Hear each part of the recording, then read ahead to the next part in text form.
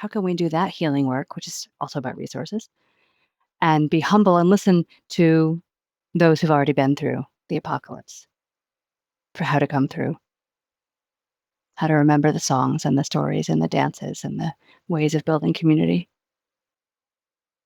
The stone people, like, this is the 6th mass extinction. Well, who's been here through the other 5? Ferns have made it through a couple, and cockroaches. Stone people, an ocean have been through quite a few. So who are elders, the elements, the elemental elders, and the other than human elders? What do they have to tell us if we listen to their dreaming, their stories?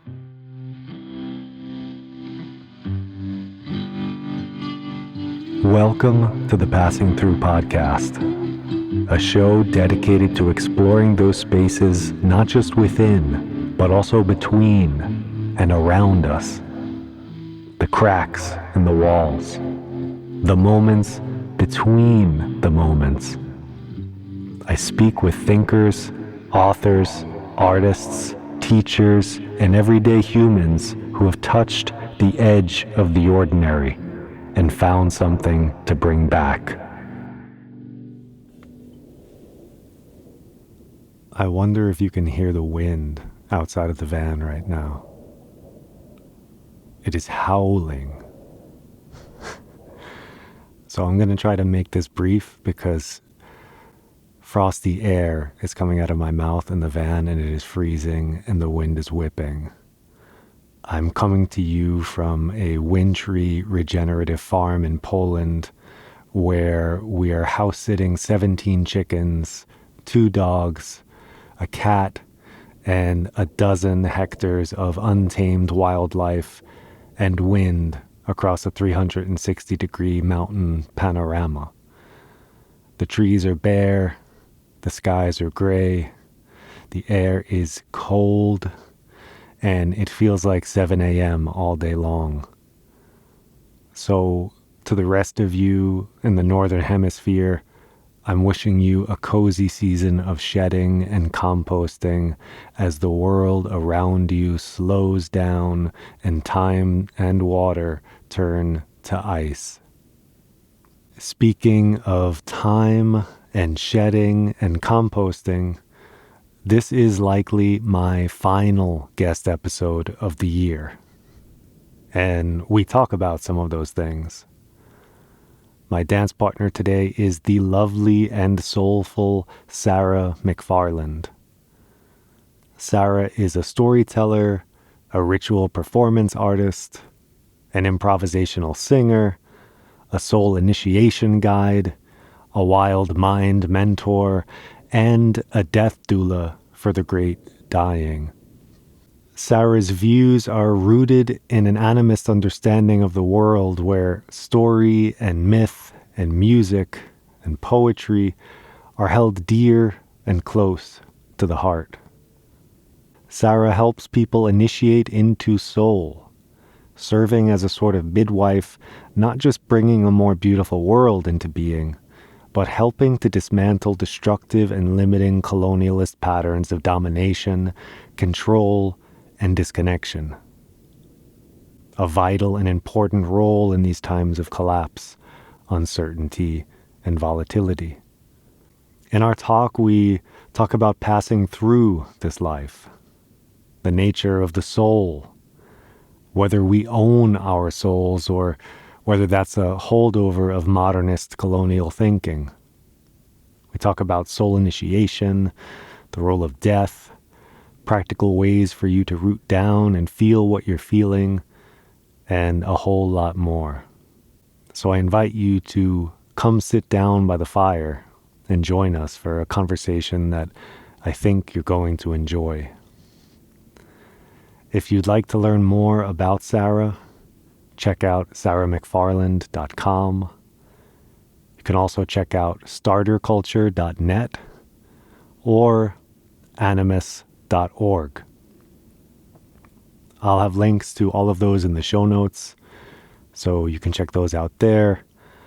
As always, be good to one another, to all of life's creatures, seen and unseen, frozen or defrosted. And I will talk to you next time.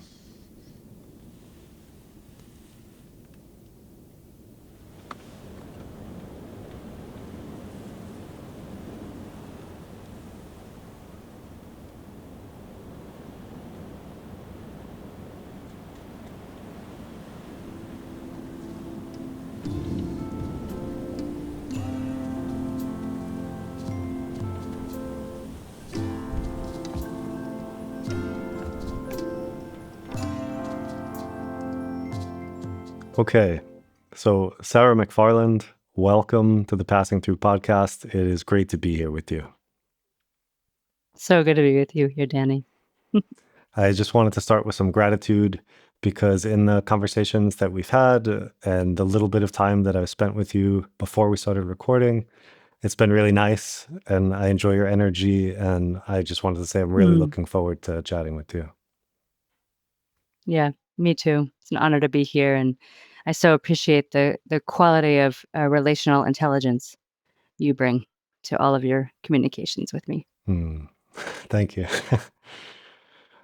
So, in terms of starting, there are so many different ways that we can go, and I don't know what the best one to choose is, but I will let the name of the podcast guide me because we are beings who are always passing through time, through place, identities, relationships, and eventually death. So I wonder, how might that shape the way that you live and the way that you show up? Great question. On a kind of imaginal soul level understanding of the way I move in the world. For a long time, I've had this image of traveling the web of life like a great spider web, and that each of the nodes, the places where the threads connect, the crossroads, are portals that I can slip, into, and then travel, and then pop out in another, at another node, and being a holographic kind of person, feeler, knower.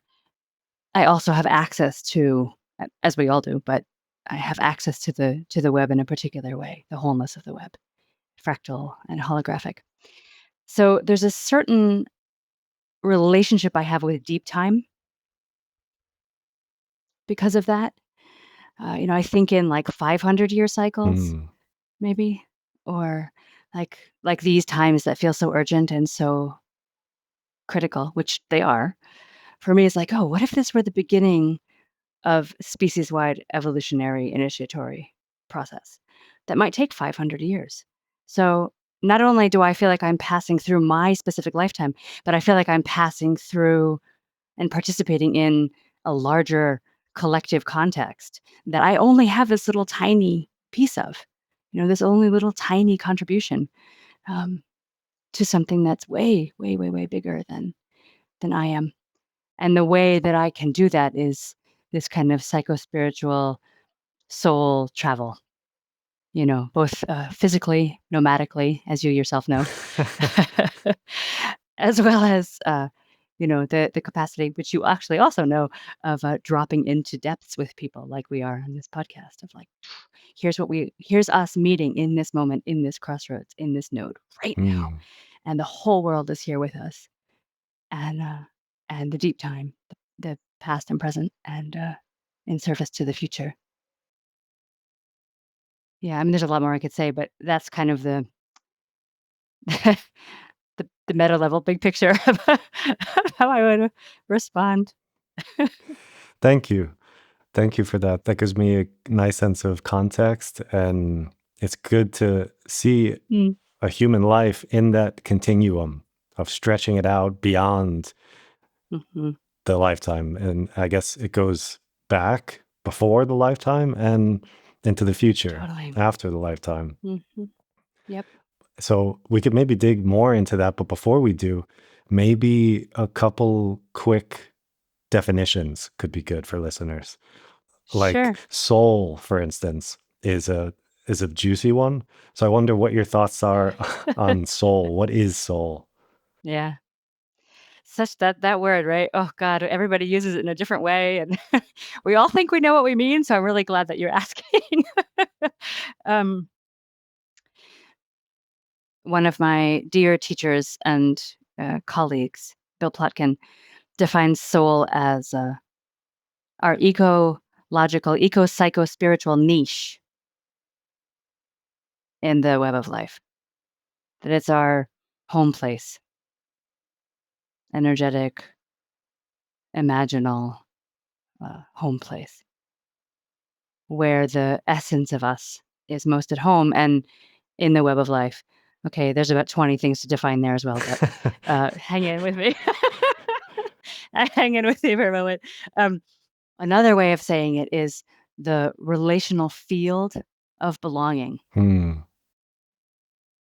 Or another way of saying it is the way I am born to love the world Hmm. and the way the world loves me. The what I've been calling lately the ecotone of desire. That the place I am my deepest longing and the earth's deepest longing for me, life's deepest longing for me, meet in a place that I'm calling the ecotone of desire, where it's the place I come most alive and I can most offer my gifts in the world just by being who I am. And so soul is a be, not a do, except it's always a verb because it's always unfolding and always emerging and always guiding us through processes and cycles of death and rebirth. One of the other things in terms of deep time that Bill has said, which I think is so great and have actually experienced in visionary journey, is soul is the place that different humans are born into again and again and again, which is like an opposite way of thinking. We think of soul as being like the most essential part of me. And it's a really interesting thing to flip that and think, huh, what if soul were actually a place in the ecosystem, the great ecosystem that is life, that a person, a human, gets born into each lifetime. And there's a particular imaginal energetic signature, memory, bank, and a way of way of being wounded, way of being gifted, way of loving that has a relationality through time.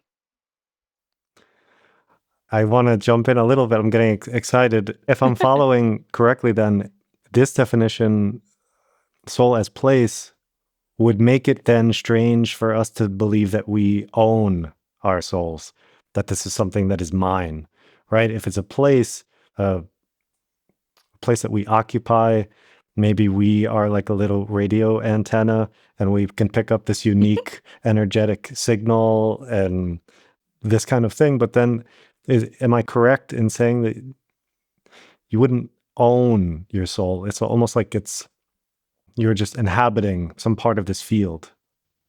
Yep. Great. I love that elucidation there.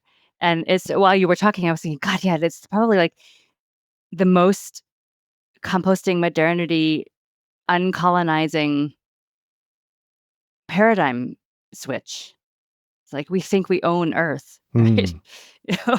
Well, no. If anything, Earth owns us. We are Earth. We Yes. belong to Earth. And so, what if we belong to Soul? What if Soul were something exactly like you said? We inhabit and are in service to embodying Yes. and being, and that our way of being most fulfilled in life is not about being an individual and what I own and what I think, but about our capacity to fully surrender and utilize ego and individual gifts and in service to embodying this place in Hmm. the world. I have goosebumps. Yeah.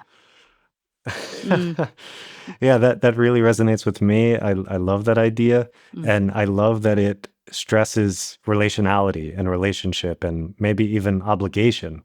Because if you do inhabit this space, is there an obligation to care for it and to nurture it and to ensure that it flourishes? mm, mhm.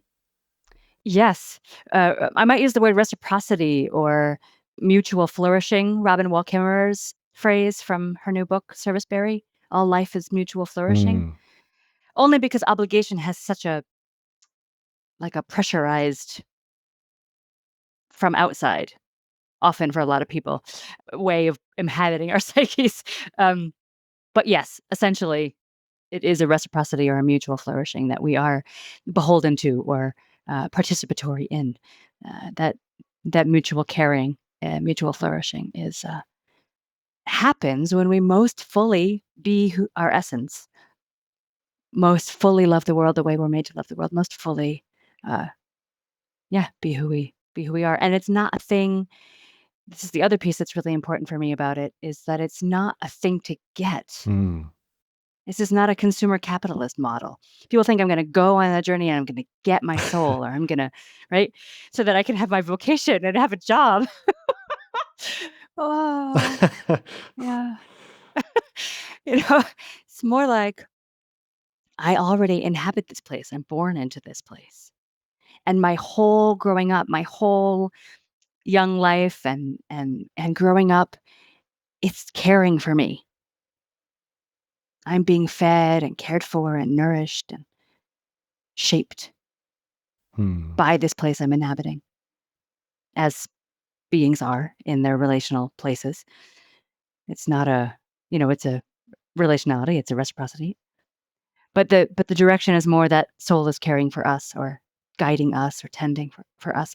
And then there's this dark night, this transformation, this death to the old life, this journey where we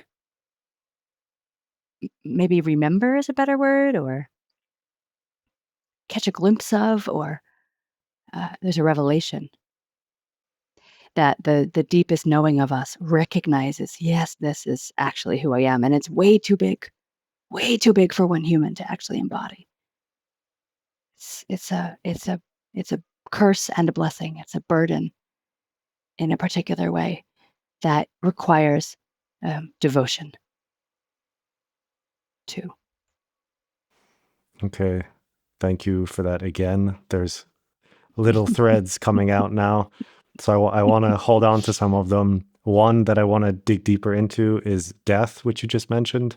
Mm, But before going there, I want to step back a little bit into this concept of initiation and soul initiation. mm, So if we've described what soul is and the sort of reciprocity that it requires or invites, then how does one initiate into soul? If soul isn't a thing to mm, pursue and chase after, like the same imagery is used in liberation mm, doctrine, right? In liberation doctrine, if you are trying to be liberated, but you're grasping at liberation, you're actually moving yourself further and further away from liberation.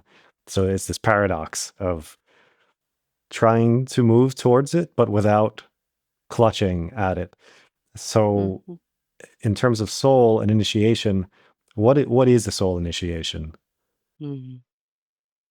Yeah. Okay, so initiation is a passage from one state of consciousness into another, from one worldview into another, from one um, shape into another. And that passage, I'm going to just bring in death because that's the first thing that has to Perfect. happen, is is dying to the old shape, is dying to the old consciousness, is dying to the old worldview, which is true in many areas of our life. In order to learn, to grow, to develop, we have to grow beyond our previous knowing, our previous understanding, and that requires a letting go. Um, but in this case, or I don't know if the word "but" is even necessary. In this case, with soul, um, just listening for the best way to say this right in this moment.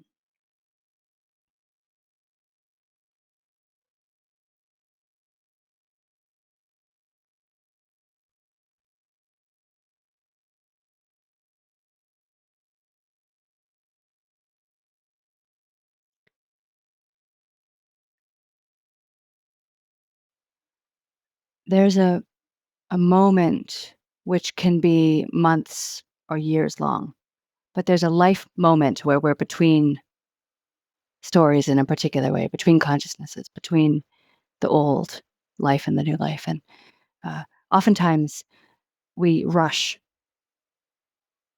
to get to the new story. Even in the collapse that's happening now, we're rushing to get to the new story in a lot of ways. And as we know from many people have been credited with it, but Einstein said some version of the consciousness that created the problem can't solve the problem. So that kind of leap of consciousness is required. But it's not only that. If it were just that, it'd be so simple, in a way. So what's required is the dying too, which is to say, my worldview, my understanding of who I am in the world, my way of sense making and participating in the world, beholden to my old identity, is no longer possible.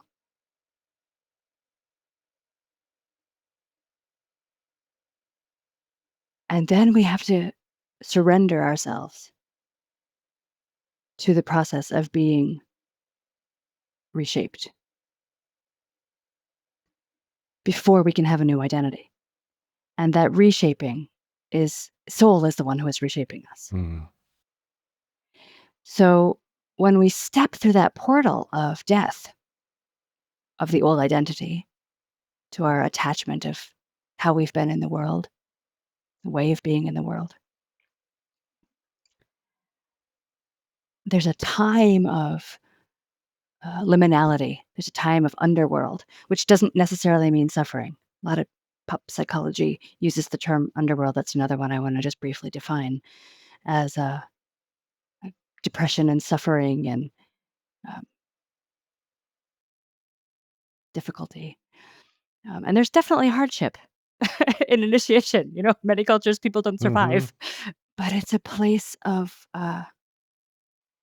magic and mystery. The underworld is the birthplace of magic and mystery, and the place where the essence of all things lives and is in conversation with each other, where all essences speak the same language of symbol, magic, mystery, color, shape, whatever it is. And that's also the place our soul dwells. So we have to descend, we have to go down, which is also totally anathema in our culture. We have to leave the old identity, we have to leave the old way of being, and we have to descend into the depths. Not depression and freeze and suffering. That's actually a hijack by old survival strategies and trauma and wounding. That's not what we're talking about. We're talking about being in the tension, the heat of, I don't know who I'm supposed to be. I don't know who I am. Who I was is no longer possible. I don't know who I'm supposed to be. Mystery, soul, reveal to me. And we're on mystery's time. We're outside of middle world time. We're outside of the clock time, certainly. Mm. We're outside of getting anywhere time, achieving anything time, accomplishing anything time. This is be exactly where you are. That's the way to move forward. Is to be exactly, intimately, deeply from resource where you are so that you can dissolve and dismember and die to what was. And then be completely shaped by soul. And when that happens, when the psyche and the heart, and for me, cellularly, I could feel it, is reshaped by soul, the orientation, the worldview is completely different than it was before.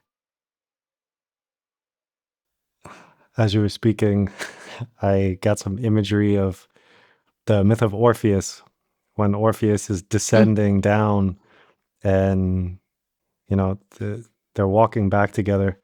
I forget his wife's name at the moment now. Just lost it. Eurydice? Yes, thank you.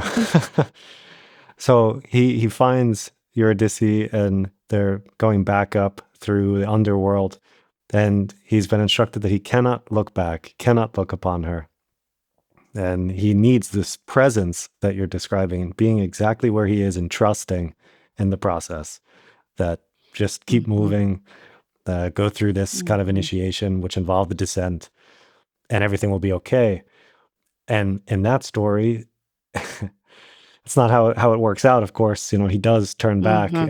as we do, because we have this sense of doubt. I guess doubt is an interesting characteristic or quality inside of human beings, Mm-hmm. because it can interfere with trusting this process and passing through your initiation. Right. So everything that you said was really resonant, and then this, you know, ancient myth and story came Mm-hmm. through as you were Yeah. speaking. Would you say that this myth is relevant to what you're describing? Yes. I would. I mean, there's a lot of that's a whole other thing that we could talk about. I mean, as a storyteller and a trans storyteller and a myth teller, I have a lot to say about that. But in short, I believe that the ancient stories, the big stories, are stories of initiation. That they are maps given to us by our ancestors, Hmm. and I believe they're also medicine for these times. That they're showing us how to uh, how to be. But okay, we'll put that to the side for just a moment, and I'll answer your question. Yeah, doubt is a funny thing, isn't it? It's one of those blessing curse moments in the human psyche. And while you were just speaking about uh, Orpheus? thank you, Oedipus, no, Odysseus, no, Orpheus. I was seeing him with his, his lyre, his harp, Hmm. and the that moment could be argued was actually the initiatory moment that shaped him to become the musician and poet that he was, and that Hmm. if he had brought her successfully up out of the underworld, he never, ever, ever would have been wounded in exactly that way to shape him so completely by grief and by longing that he would devote the rest of his life. And people would make an entire religion about that intensity and beauty that he was tapped into, that divine that he was tapped into. So I do think that it resonates, but I think that the story doesn't end with him coming up out of the underworld. I think the story continues, and that I don't know, right? We don't know really, but it would be curious to sit with, be with, walk with, out on the land. It's one of the things I invite people to do a lot is go out onto the land and walk with and be with the wild ones in particular ways, with their consciousness and in conversation in a particular way, kind of remembering animist aliveness, worldview. But why did he go down? What was he actually? What was his longing, right? Um, and what did he think he was bringing back, right? Um, the soul is our true beloved. Is another way of looking at it, Hmm. right? The soul is our true beloved.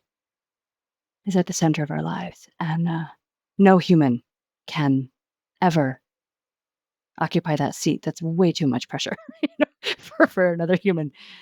The divine, the holy, and soul are, the true beloved. So, yeah. So if we stretch it and we look at like, oh, what was that wounding? What was that betrayal? What was that necessary dying, his own dying that had to happen, not only hers, by being bitten by the snake? I mean, she has her own journey. Hmm. We don't know what happens with her, that doesn't get told. Who knows what happens after he turns back and she is back in the underworld. But her dying and, began a journey for him, a quest, a longing, an awakening for soul, maybe for love, for the divine. We don't know.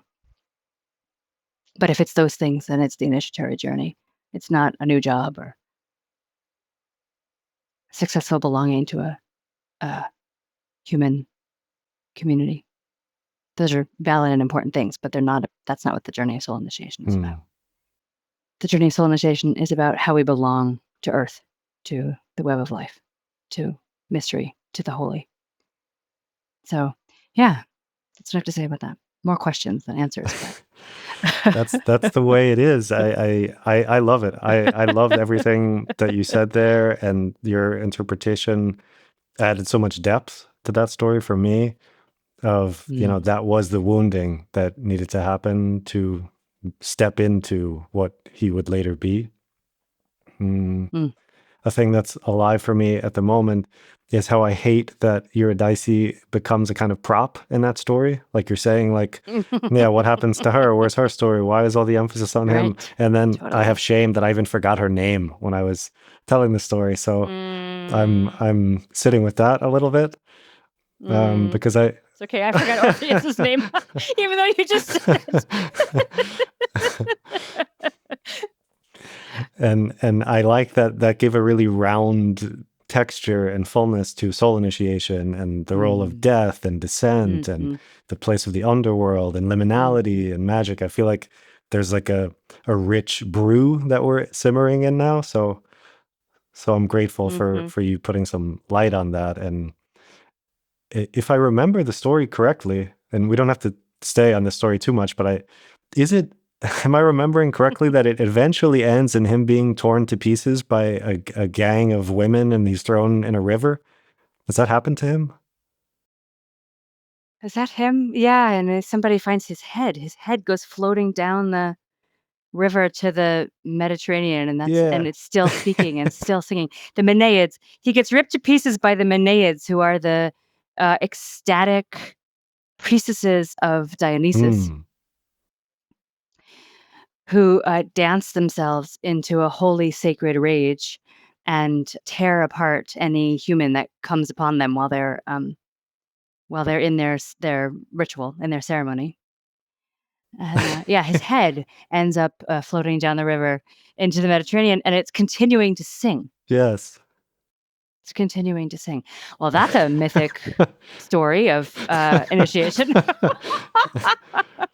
Right? It's like, how many dismemberments does he have to go through? There's the loss and death of his beloved. Then there's the loss and death of her a second time. Then there's his own dismemberment and being ripped to shreds and singing his songs finally into the world through the ages, through the centuries. Yeah. Yeah, it's beautiful, and it I guess it speaks again to death, because there are multiple deaths in that story. So maybe we could dig a little deeper into death, because that's a bottomless well. And I'm wondering, what is the great dying? This is a phrase that I've heard, and I'm wondering what this means to you. Yeah. Great, thanks. So Mystery at some point told me during one of my descents, because we don't just make one of them, because there's continual expansion and discovery and shaping as we move through our lives. Mystery told me, I am a death doula for the great dying. I hadn't heard that phrase before. That just came from Mystery in my awareness. And the great dying is what I alluded to a little bit before in terms of this. Now I've understood. I didn't know it then, but now I've understood that the polycrisis is another word for it. The way I'm calling it is the great dying. The dying to the old way of being, the dying to the identity as a species of humans being exceptional, being superior, owning Earth, using resources, the entire consciousness and worldview that has brought us to this, us and all species, to this horrific threshold. Which again is a moment, but it's also years, lifetimes. And so that framing, as one who guides people in these times, single people on their journey. I try not to use the word individual because I'm kind of allergic to it. Yes. Because we're not. We're collectives in a human shape, in a web of relationality. But a personal initiatory journey right? Because we do have personal stories and personal experiences. That's the word I'm using at the moment, personhood. And humans are not the only persons, right? There's tree people and stone people and wolf people and ocean people. Okay, but human personhood, there's this particular journey that we go on in our lifetime of development. And one piece of that, which is not better than any other piece, there's such a, I just need to do a pause in your question, which is such a gorgeous question. I'll get back to more of that. But I just want to say here, so often there's a misunderstanding and a misinterpretation that being in this phase of soul initiation is like, because it's in this consumer capitalist modernity framing of something to get, like you're not a real person unless you're soul initiated, or you're not valuable unless you're soul initiated, or only people who are soul initiated are good people, or as if it were a linear achievement ladder. I think of it more like concentric rings of a tree, that what we're growing into at the growing edge is where the cambium, where the aliveness is, but everything in the tree is who we are, part of us. Being ourselves would not be possible without all of that. We can't just be the cambium layer. So that's kind of how I am thinking of it in these days, and that it's more like spirals and cycles of death and rebirth as we move through development rather than a line. And in this map, it is a circle, and I think that's what he's trying to gesture to. But I like to amp up that the sporadic cycles of death and rebirth, because every time we go through a passage from one developmental stage to another, there's a dying, there's a death. And this one particular passage happens to be, I would say, except for our actual death, physical death, the place where we're confronted with death the most. With our mortality, with grappling with who we've understood ourselves to be. That's a huge thing for a psyche to go through, the identity and worldview to be completely dismantled. So we're in this kind of apprenticeship, one could say, with death during this time, an extended apprenticeship with death in a very particular way. But death is also a birth canal. We come out the other side of Soul Canyon. We come up from the depths. We die. This body dies, but there's a journey afterwards. It's not like there's a nothing. We don't know what the something is, but there's definitely a something, right? So okay, just to give some context there, what I'm referring to here with psychospiritual death that is essential to transformation, and the ways we might apprentice ourselves to death, not only with questions like, if I were going to die in a year, what would be the most important thing for me to do? Or what brings me most alive? And am I holding myself back from death? Asking death directly, hanging out with dying beings of all species and being in the sacred, holy threshold with them. Just like being with just born beings. Amazing. Okay, but so death doula for the great dying. If I started with this question, what is Earth up to? Great question. If we're all, right? Like if we are Earth, if I am Earth, you are Earth, we are all Earth, I can't think that we're operating independently, which is kind of a shocking thing to ask, right? Like, how are we co-creating this polycrisis with Earth, with all species? What's going on? And I don't mean that in any way to relieve us of responsibility. And, bad behavior is bad behavior. Immature acting out and harm is immature acting out and harm. Okay, but something's going on. So I asked that question, what is Earth up to? That was the first question after receiving this job description or title from Mystery. And I'm coming to understand that it means to be a soul initiation guide at a species level. That our human species is moving through an initiatory journey. That the way we've been living is no longer possible.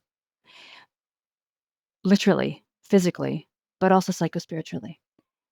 And if soul initiation were, and I believe it is, like born in the seed of us when we're born, like if it's an essential dynamic of the human journey, maybe all beings' journey in their own way. I don't know. I haven't talked with them about that in ways that human language understands. But my hunch is initiation is a life pattern,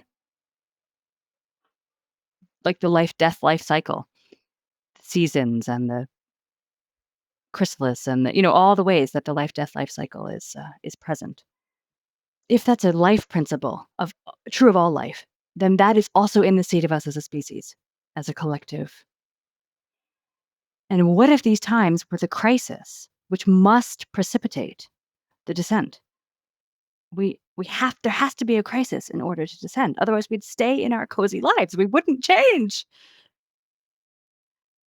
Okay, so what is the role of the death doula? The death doula says, here's a person or a species moving towards a particular kind of death. Physical death, psychospiritual death. And we know the signs to look out for. We know what happens, for example, when the body is moving towards death. The ways the elements withdraw, the way the consciousness withdraws, the way people start to have memories or dream of those who've already gone on ahead. There's many, many, many, many stories. And there's many, many stories for those of us who are guides in this way about the signs of a person who's going through psychospiritual death and dismemberment and the journey of soul initiation. Some of which we were just talking about through the lens of the myth.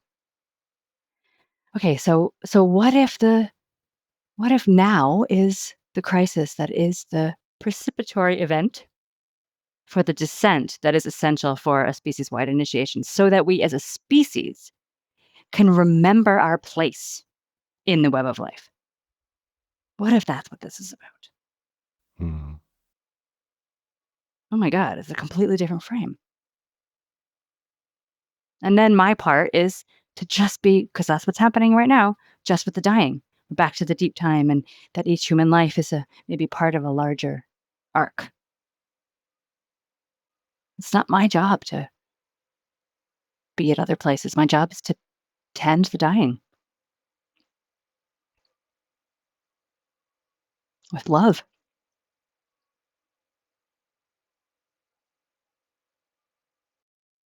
Thank you for that. I'm just leaving a little silence for it.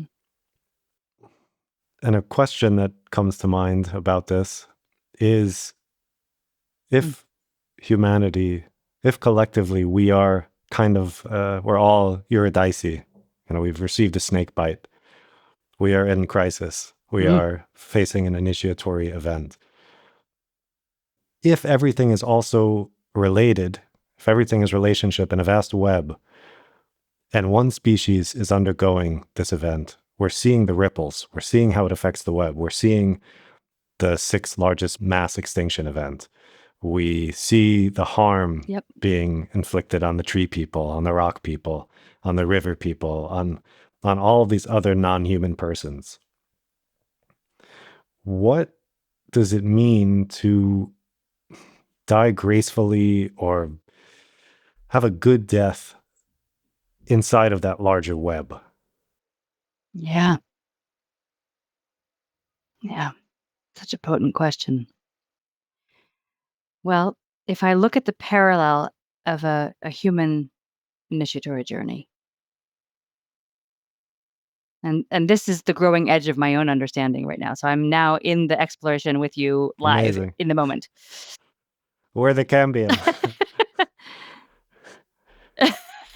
Yes. There's two elements I want to bring forth here.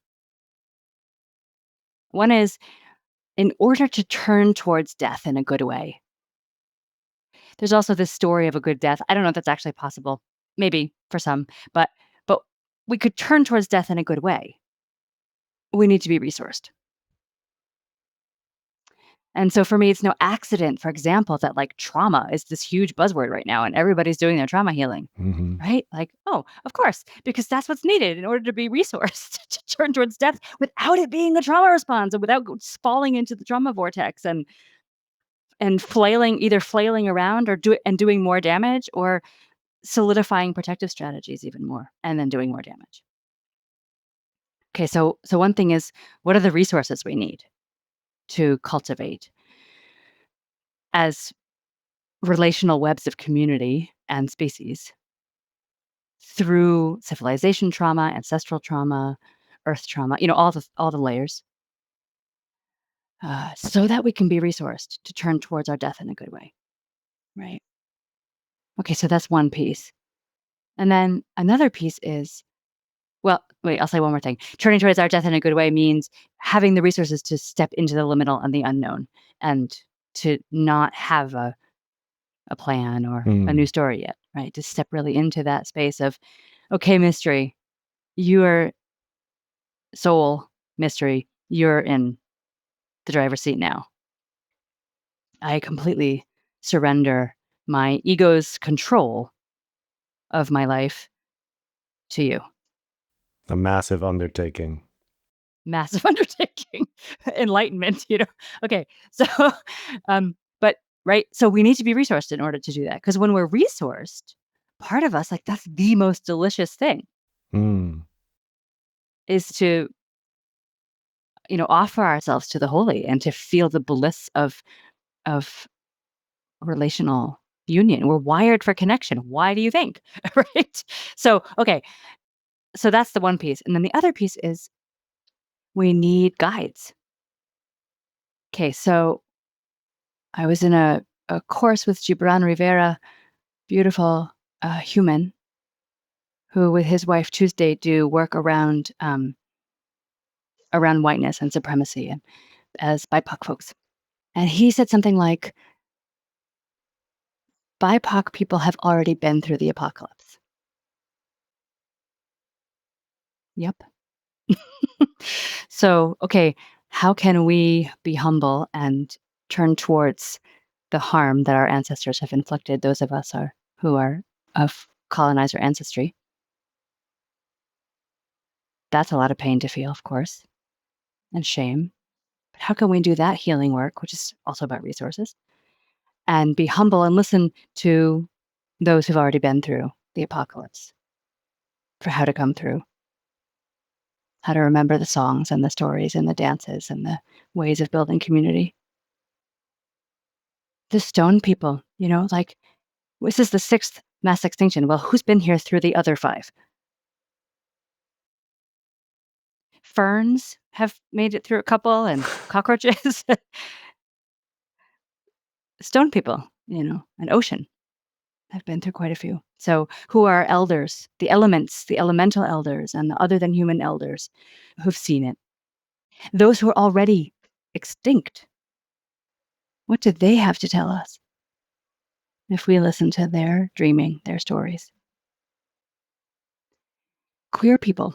I believe that queer and trans folks, it's also another reason why it's so big in the culture right now, is because we are portal people in a very particular way. A third thing, a beyond the binary. And I think there's a particular kind of consciousness that's able to question modernity and the status quo and the deep structure of culture in particular ways, because of the way that we're shaped and the experiences we've had. Because queerness is also not just human, it's also way through all of nature. Yes. So I think it's happening. I think the elders and the guides are revealing themselves in the collective psyche. It's like, how do we turn towards them as well? So turning towards our own death and turning towards the elders, and being humble and able to actually receive what their teachings are, not in a way that is consumer capitalist or trying to get something. This is constant. The organization I work with, Starter Culture, that's based in the UK, our whole thing is about inner-led change. It's about composting the consciousness of modernity and doing the inner work so that we can turn towards our death and we can turn towards the elders, and we can go on the journey of soul initiation through the lens of the collective and of these times, recognizing that we have to work, big word, ontologically, consciousness level, meta level. Like, we can't think our way out of this problem. We have to surrender ourselves to it. Thank you for that. I I think all of that was beautiful. And I like how you're framing like the resurgence of psychedelics and plant medicines and the increasing awareness of queer and trans people and all of these things that are just bubbling everywhere. If you slow down and take a moment to look and see what's happening on a deeper time scale, these things seem like they are trying to tell us something. Perhaps it is the Earth's way of communicating with us through symbol and through itself, right? Because as you said earlier, we are the Earth, and there are people here who have voice to speak in a way we can easily understand, and they are telling us things. And if we are to integrate and assimilate and build that community with them and within ourselves and with the more than human world, these are the things that are being asked of us, and these are the things that we need to look at and learn from. So, 1,000,000% agree with you, and you said it very eloquently. So, thank you for that. And I think we're on a liminal threshold here for a question that I had, because I subscribe deeply to animist cosmology, and I believe in relationship, and I believe in reciprocity. I love Robin Wall Kimmerer, and something you just said recently reminded me of Vanessa Andreotti's latest book, Outgoing Modernity, when she's talking about the difference between solid and liquid modernity, and how and when things go liquid and everything's flooded and everything is unstable and unpredictable and all of the assurances and guarantees are gone, that we should look to the people who have had to survive under the apocalyptic reign of settler colonialism and patriarchy and all of this stuff. And those are the marginalized people. Those are the indigenous populations. Those are the people of color. Those are the women. Those are the queer. Those are anyone who has been oppressed. So they have wisdom and they have intelligence and they have things to share. So I'm kind of spinning out a little bit on where I'm going with this, but I think I'm with you. I think I lost my question along the way, but it was I remember now. It was about taking all of this, taking the everything everywhere all at once nature of it, Yeah. and finding, like, how do we connect with that more than human intelligence that's trying to connect with us? Because it's easy for us to, well, maybe not everybody, but it's easy for some people to think of communicating with an animal, if anyone who's ever had a dog or a pet or a tree even.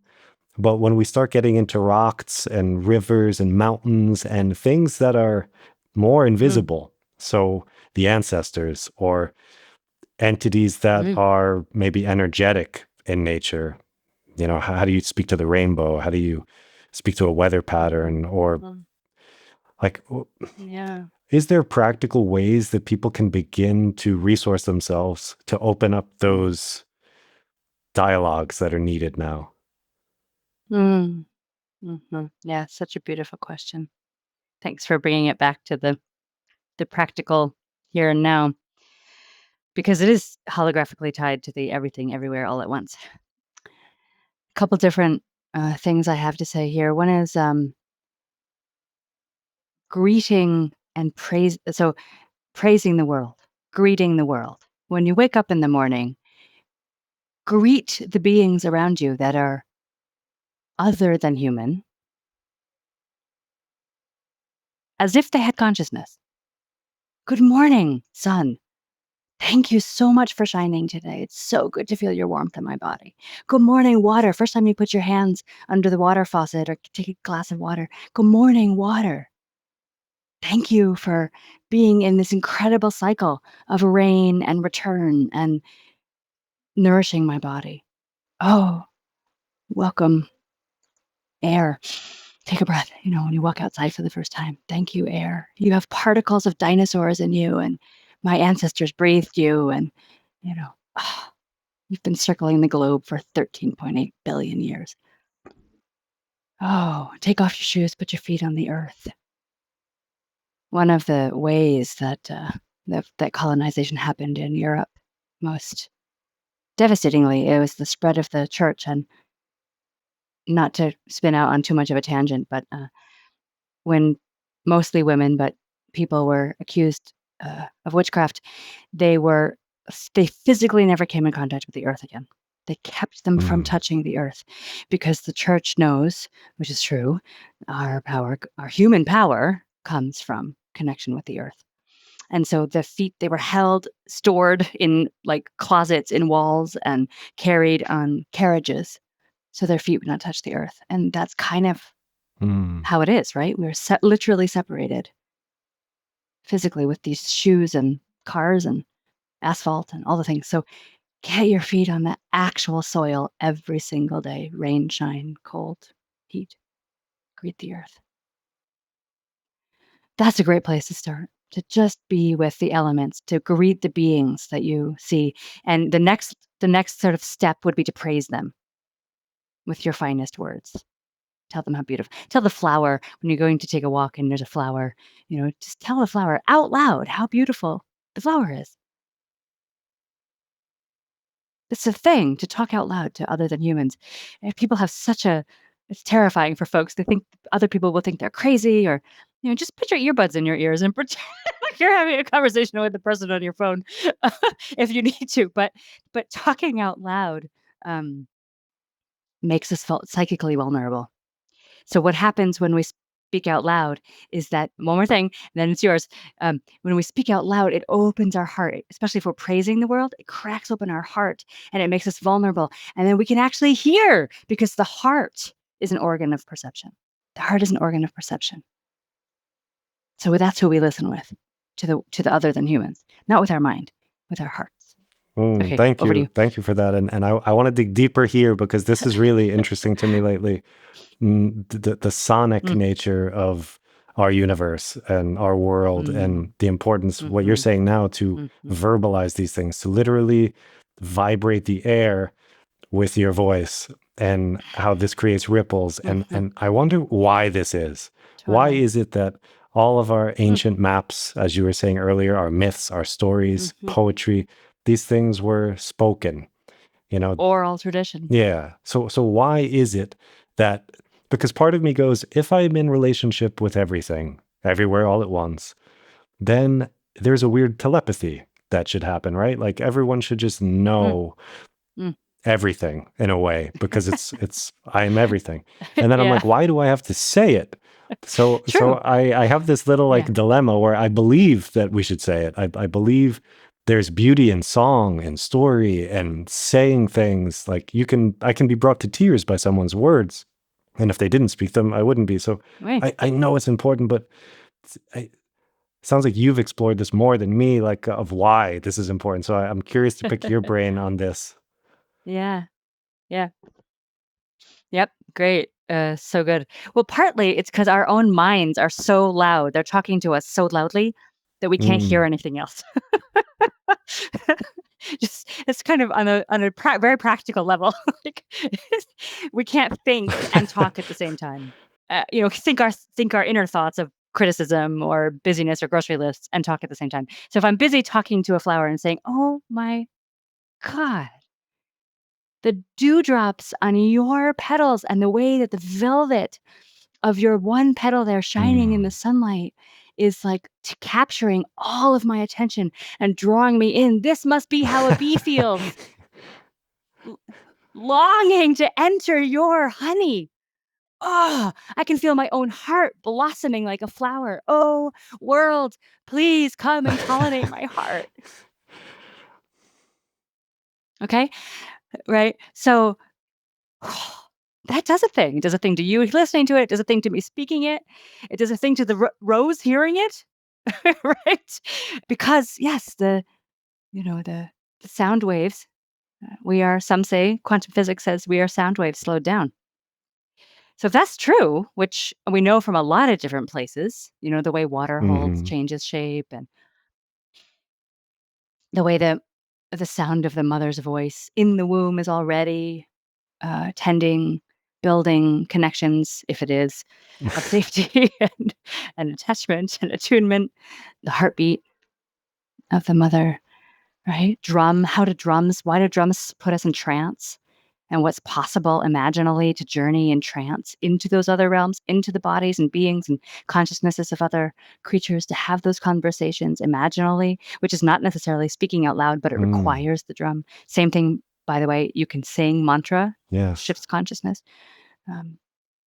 Walking out, one of my favorite things to do, because I'm a singer and a musician, is walk out on the land and sing the song of now back to the world. Sometimes I just sing literally what I see. Sometimes I sing my own emotions. Sometimes who knows what's coming through, you know. And why do birds sing? It's the same thing, right? It's like, world, I'm part of you. Yeah. There's a beautiful passage in David Abrams' Becoming Animal where he talks about there's this beautiful imagery of the sun with the morning light. He said it's actually sonic because the birds start singing when they see the sun and the morning comes. So you would actually hear birdsong rippling across the surface of the earth, and that image is always stuck in my head. So when you were speaking, I was like, yes. Beautiful. Yeah. Yeah. And in these old stories, right? The song lines in Australia, or the bards who would sing and speak oral tradition in the Celtic lands, and the storytellers, who would speak. Um, there's also, there's ways that it's also been measured that speaking to houseplants changes the health of the houseplant. We impact each other. We impact each other. Elephants and whales send out sonic waves over hundreds of miles. Bats in a very short space for sonar, to read their world, to find out where they are in the world, and to follow the ancient maps. The elephants get to the watering hole over hundreds of kilometers because of sonic resonance. It's life-lifing. Yeah. And it seems as though in normal scientific materialist, empirical rationalist worldviews, that stuff is kind of relegated into woo-woo, esoteric, superstitious nonsense. Right. But actually, I think we should probably be immersing ourselves in the transrational waters much more often, because that's where the mystery is. That's the gateway to the underworld. That's where soul is. And we have kind of banished that and locked it up and stigmatized it and said it's useless and stupid. But actually, like you're saying, that's how you get in contact with the heart. Like that's the stuff of heart, not of head. So I would love if you have some ideas on how people can connect with that. I think the things you've said already are good starters for touching the earth, singing, praising things, being aware. But maybe there are other things that they can do to get in touch with these more liminal, strange things, because I know it's hard for people. Like because we hold these community building workshops where people are asked to connect to their heart and get out of their head and ride this uncertainty and be in a kind of emergent phenomena. And people really struggle sometimes. Even myself, sometimes I'm like, I'm having a hard time feeling what I'm feeling right now. So do you have any again, to go root us down into some practical tips, do you have anything people could do to connect with that? Yeah, totally. Thank you. Yeah. Well, one way is to literally physically put your hand on your heart and to close down your eyes. You don't have to close them completely. And take some breaths so that the breath is massaging, caressing your heart from the inside, while your hand is caressing and holding your heart from the outside. And to slow the breathing down and arrive just in the sensation of breath and touch.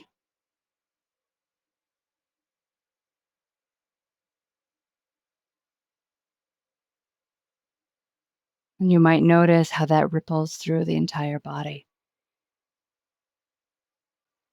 How the major muscle groups that are usually clenched in our world might soften a bit, legs and thighs. Or you might notice your feet connecting with the ground, or your back and seat with your chair. more fully, resting back.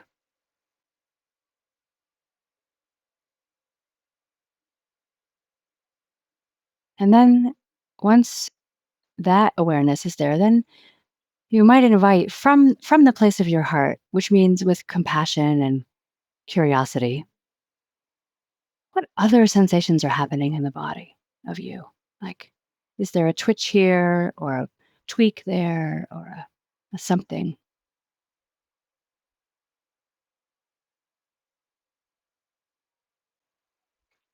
And with compassion and curiosity, asking, is there any emotion, feeling state with that physical sensation?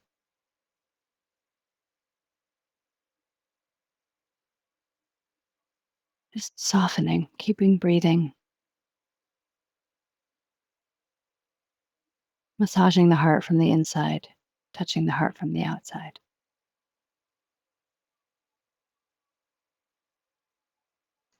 And it might take a while before an emotion reveals itself, before a word comes. We don't learn emotional recognition in school. So there's 5 different categories of emotions: sad, glad, mad, bad, which is like disgust and shame, and fear. You can just start with those 5. It doesn't have to be some like complex thing. Like, oh, it feels kind of bad and yucky. Well, that could be an emotion. That's an emotion, right? Okay. So just that is like, how do I practice getting in touch with my own heart? Right? Just that is like a heart meditation you could do Mm. every day. And if you do that every day, you will receive more information. Your body and your heart will begin to reveal more to you, more complexity, more sensitivity. Now, again, we're with resources, because if you don't have the resources to feel, if feeling is terrifying, or it feels, or it's too much, right? Then you go slow. You go as fast as the most scared part of you, but not faster. So first it's about building the resource in the heart, the space of the heart as a resource. Then it's about feeling the resonance of that in the physical body: release, relaxation, rest, resource. Then it's about turning our attention to physical sensation and then emotions. And you don't go to the next step until you can do the step that's before. That's one practice. And just taking that moment to put our hand on our heart is really powerful and really impactful, to just bring our awareness there, right? Okay, so that's one practice. And then the second practice is similarly, but with the world. So once you have connection with your heart space and your own emotional aliveness, because emotions are just life energy. Mm. They're all aliveness moving through us. No feeling is final, says the poet Mm. Rilke, right? Feel them all. They'll pass. It's just weather. It's okay. The rain comes and then there's sun again, or the sun shines and then the clouds come. It's fine. Aliveness. But we have different windows of tolerance for our own aliveness, different capacity to feel and withstand and tolerate levels of our own aliveness. So you go slow. Once you can do that, then you go out to a place. Maybe you've heard of this practice called a sit spot. You have a place in nature that you go to again and again and again. And the important thing here is not that it's wild, because some people don't have access to wild. The important thing here is that it's close to where you live so you can get there. So, because otherwise you won't do it. Like 5 or 10 minute walk, not more, of a tree, a garden, a park, a something, an abandoned lot where weeds are growing. It doesn't really matter. Where you can go and sit for something like 15 minutes, right? And you do the same thing at the beginning. You do the same practice with yourself. And once you're grounded in your own emotional and physical and heart-centered capacity, then you open yourself to the world where you are. And it's really, you want to be in a nature, a place of earth and other than humans, right? Because if we do it with humans, that's advanced practice. That's like trauma healing and relational healing, which is great to do, But but then you do the same thing, and you open after you connect in that way. Then you open your hearts to be with the body, the elements, the creatures, the beings in the space with you. Then you can add practices like speaking to them or singing for them or with them, or you can add those things. But and I have one caveat here is sometimes for some people, if there's a lot of trauma in the system, you have to do it the opposite way. So for some people, nature is the resource, and they can't. It's too scary and too much to feel inside their own bodies. And so if that's the case, that's not a problem. You just have to do it the opposite way. You go to your sit spot and you sit there for 15 minutes, and you don't have the intention of connecting with your own heart first. You open your senses. Then it's a sense practice where you open your sight, your hearing, your smell, your taste, your touch to the wild ones. And then after that happens enough over time, then you might be able to actually physically put your hand on your heart and be with them with your heart without, it's still not going inside yet, but just to put your hand on your heart with your open senses. So if there's a lot of trauma in the system, we have to start, and nature is a resource, then you would start from the outside in. Okay, none of that though is the numinous and the liminal. There's that whole piece too, which is the mystery, the magic, the holy in the wild, and our capacity to be in relationship with the holy in the wild, our ancestors, or the divine, the wild ones that are powers that uphold the universe, or beings other than human beings, seen and unseen. And here we want to practice good spiritual hygiene. You want to have call in your resource and your supports, fill up your own space with your wholeness and your resource, so that you're not leaky and beings can come in that you wouldn't want them to, so that you have a boundary to say no. Not in a like freaked out, terrified way, but just in a like, I'm going to brush my teeth so I don't get cavities. I'm going to fill up my space to meet the other than humans in a good way. And just to jump in there, because this is another fascinating area for me. In order to fill up that space, to do that hygiene, what is the spiritual equivalent of brushing your teeth? Does it include the stuff that you just mentioned, of like connecting with yourself, knowing your feelings, doing an inventory of how you are somatically, and kind of working with your trauma and sitting with uncomfortable feelings to free up that space? Is that part of this hygiene, or is there something else you would recommend? I would definitely do that. I would do that as like a regular practice, so that you can be more centered and grounded in yourself. But spiritual hygiene in this case is, what I mean is, I'm going to call in a circle, for example, of like as far you can get as woo or as practical with this as you want, but a circle that is to the edge of your fingertips is your space, and you imaginally fill up that space with awareness, consciousness, attention, presence. If you're the kind of person who already works with the elements and wants to, cast a circle, call in the four corners, the four elements to anchor, to have support. If you have guides and allies that you work with, or wise and well ancestors, you might ask them to hold the boundary, right? If you notice there's any like difficulty filling up your own space, you can also ask for their support to clear and cleanse the space. Right? You can ask that of Earth too. Here I am sitting here and I feel like wonky and weird, and, wind, would you please blow away all the junk that's stuck to me here, my thoughts and my, the kind of weird feeling in my awareness, or Earth, would you just receive everything, the anger and the blech from the day, just, as compost, so that I can fill up my space with my own presence. Right. So again, we can be as psychological, as practical, or as woo as we want to be when we're doing this prep. Yeah, and I like that, because, the people who think it's woo would have been the same people who would have burned us at the stake back in the day.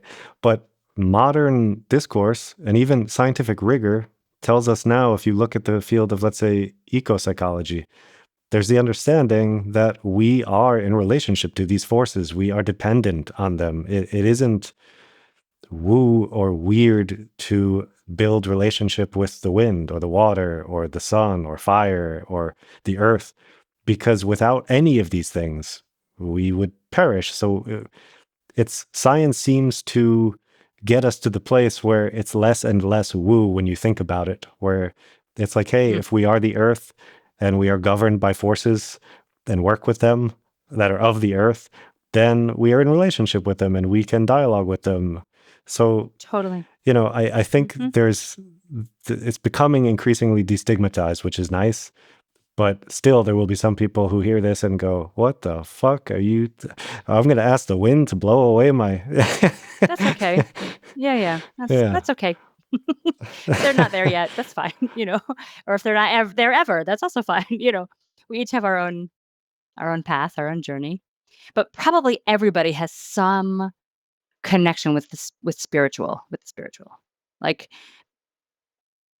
even atheists, even people who are convinced there's no God. Because I agree. I don't think there's a Christian God or a Muslim God or a Jewish God. God, like person somewhere. For me, it's about the holy and the wild. So it's the Yes. divinity in all beings, right? But everybody has some sense of the great mystery of there's something happening here that we can't explain. There's something bigger than us. That there's something about a sunset that inspires me with awe. Like if that's what you got, amazing. Start there. Yeah, and this is another topic that excites me a lot. This wonder and magic and beauty and the holiness and the wild, the things you're describing here. And I know we're getting later in our conversation, so I want to try now to be much more careful with my questions. This is something I'd like for you to maybe speak a bit about, because maybe you have certain experiences or stories or myths or poetry or something that's dear to your heart that maybe in hearing, maybe by causing those vibrations in the bones of the ears of people listening, it could have some resonance in someone's heart where they go, oh, wow, that's beautiful. That's magic. That's special. That's transrational. That's wild. That's holy. Do you have some? That's kind of putting a lot of pressure on you as a guest, maybe. So if you feel that pressure, don't. But I wonder if you have something that this question evokes. Yeah. It's a beautiful question. Maybe I'll say a little bit and see if I find my way into a story. I think wonder and beauty are two of the greatest portals into the holy, because the human heart is so touched by wonder and beauty. That's sort of the the accidental miracle where our heart is open, and it's not about the practices, it's about the gift, the grace that when those moments happen. And by putting ourselves in the way of beauty, in the way of wonder, by praising, by greeting, by going out into the wild, we make ourselves, speaking out loud, we make ourselves vulnerable for beauty and for wonder a lot more. Beauty can find us. Mystery can find us. Yeah, maybe I will read that poem. So, mystery can find us and reach for us. Wonder, that moment of is like all time stops. It's a portal. It's a portal through time. It's a portal from the middle world into the magical realm. It's an opening into mystery, into possibility and magic. Right. So what a practice. What a good practice to put ourselves in the way of beauty, walk the way of beauty, accidentally discover, cultivate beauty, seeing beauty, praising beauty. And we're kind of talking around something here.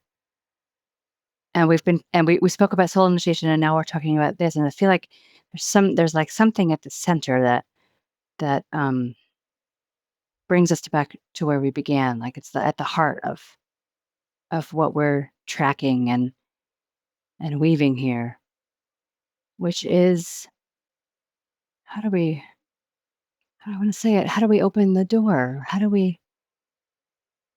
What's that moment of shifting consciousness, or what's the key, or I don't know quite what the word here is, but why would we do that? And what is it, and why would we do it? What's it for? Why would I want to be in conversation with my soul or with mystery, and if I do, how? Um, would you say that's kind of what we're circling Yeah, around? that kind of longing, that yearning, the unknown, the mysterious, all of those things. I don't know what the heart of that stuff is, but it's there. It for me, it feels like it is that stuff that makes me feel most alive. I'm magnetized towards it. Maybe that's the right word for me. There's something very magnetic about it. It's almost as though I don't even need to try to seek it. It's always seeking towards me. I'm just like, Way. getting pulled in certain directions and creating narratives that it's because of my own doing, but really there was something else pulling me. Way. So in that, how would you give word shape to your deepest longing? Hmm.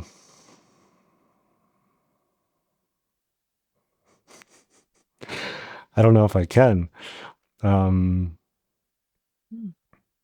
Lately, I've been wondering about how much I want to use an I statement instead of a we statement, how much I tend to depend on language and words to Mhm. communicate truths or beauty or depth or whatever, and how lately I find words failing for me more and more, that there's something words can't Mm. touch. So when I'm posed with this question, I see this little paradoxical whisper behind me that's like, yeah, words are great, but I know lately I'm like struggling to find words. So when I try to give Mm. words Mm. to my soul's longing, the only thing that comes to me is perhaps being in service. It goes back to maybe reciprocity. It goes to giving, to helping, to being there, to supporting, to being kind and caring. And there's something about this. That's where I feel the most fulfillment. Mm. But I don't know if that's an answer to what you're asking exactly. I mean, but there's no right answer to that question. Your deepest longing is your deepest longing, however you choose or are grappled by Hmm. the way to speak it. But I think that's one of the most important portals right there.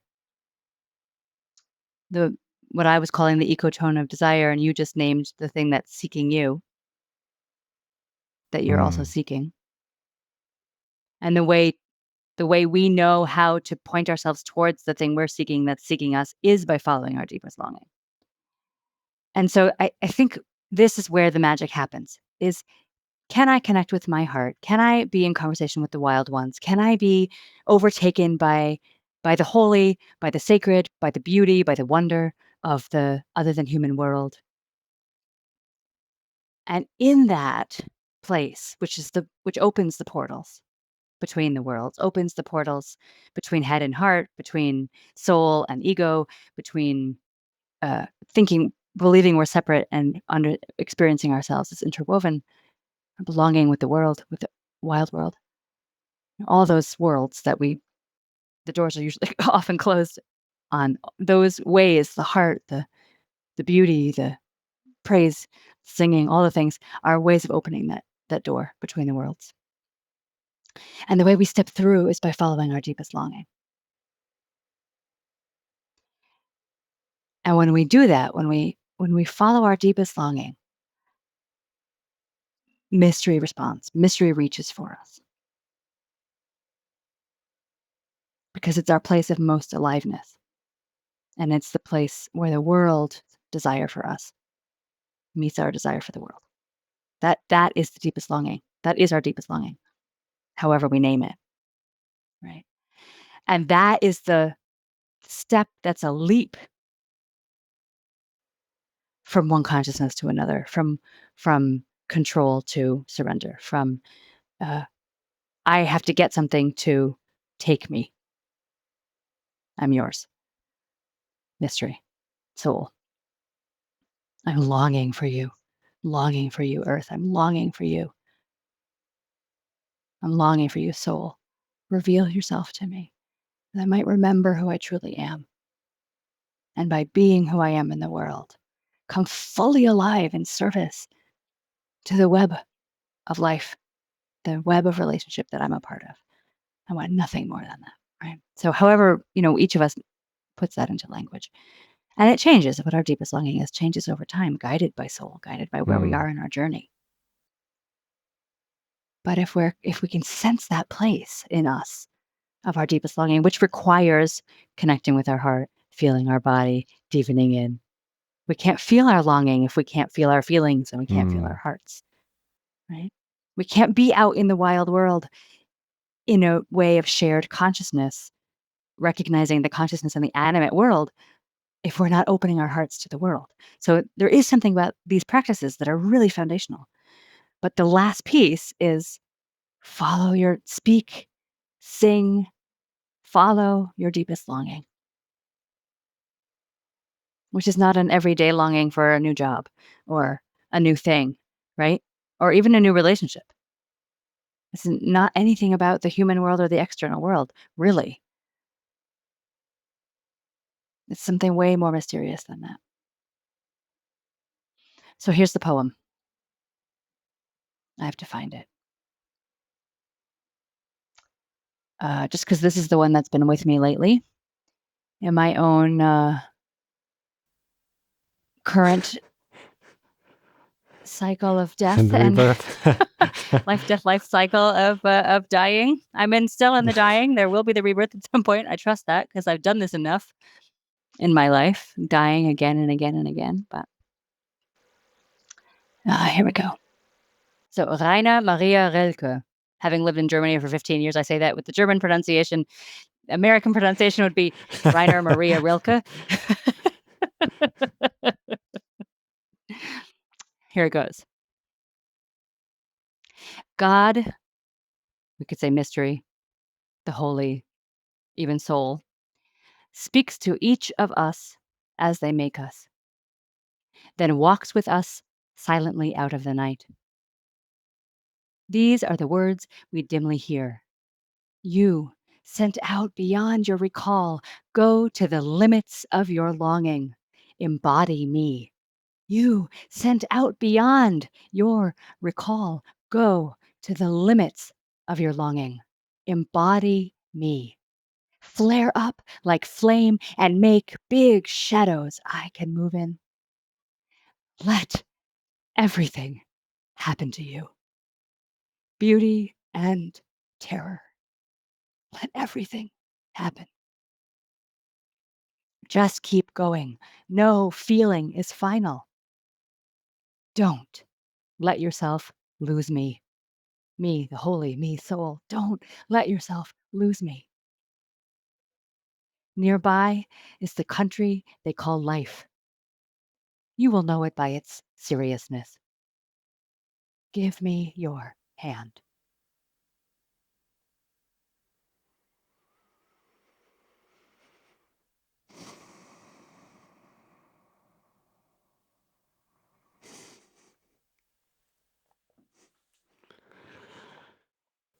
Thank you, Sara.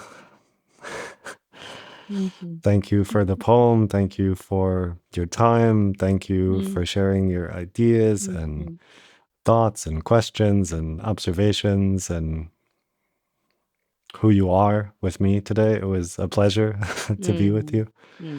And I usually just leave a minute for you to tell people where they might find you, or if you've got anything going on, something Mm, maybe you didn't get a chance to talk about. This floor is yours. mm. Thank you. Well, first of all, thank you. Thank you for welcoming me here and being such a yummy dance partner. It's good to be with you, flow with you. Yeah, I mean, I'll probably send you all of my information as well, so people links and stuff like that. But in January, end of January and February, I have a program called Dreaming the World to Come. That's, of course, another way for people to deepen in is to work with me as a mentor or come on one of my programs. I'm working on an album right now. I'll be putting out a crowdfunder for an album of Mm. songs to soul, calling songs to soul, with a dear friend of mine. What else? I work with the Animist Valley Institute and guide programs for them in Europe and in the United States, and for the organization called Starter Culture. Um, and guide. We're doing an 18-month fellowship for change makers on inner-led change and composting power over culture, where I bring a lot of these ideas we've been talking about into practice. The doors are closed for this cohort, but we'll be offering it again in 2 years. Yeah, my website is saramcfarland.com. And I have a newsletter and I'm always offering something. Storytelling, I have storytelling events through Starter Culture that I'll be starting up again in January, about every 6 weeks, where I tell a story and we look at it through the lens of species-wide initiation, cultural collective transformation. Yeah, and the Starter Culture podcast, co-evolutionary culturing. Amazing. Thank you, Sarah, for passing through. Yeah, thank There was a you. pleasure. I hope to do it again one day. Pleasure's mine. Yeah, I look forward to it. Pleasure's all mine.